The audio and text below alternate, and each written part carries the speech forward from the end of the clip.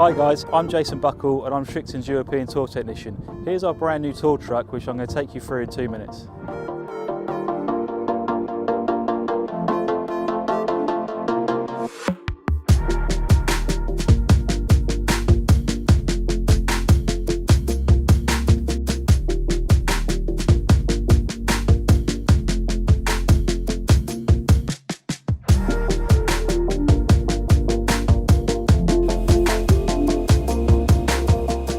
So as you can tell from the outside, we've had a little revamp in terms of colour. It's gone from white to black. Inside hasn't really changed much. Obviously it's now fully stocked, ready for the tournaments to start.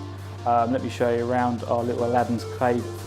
European Tour players go through wedges every 3 to 4 weeks. So 9 times out of 10 when I'm at tournaments, I'll be building wedges. This is our shaft racking. We probably carry in the region of 1,800 to 2,000 shafts. This is our grinding machine. I use this to grind shafts or heads. This baby does get a lot of use.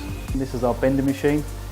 This machine gets used probably the most out of every machine on this truck. So I'll go through, I loft and lie check all the irons, wedges of the players and tweak if need be.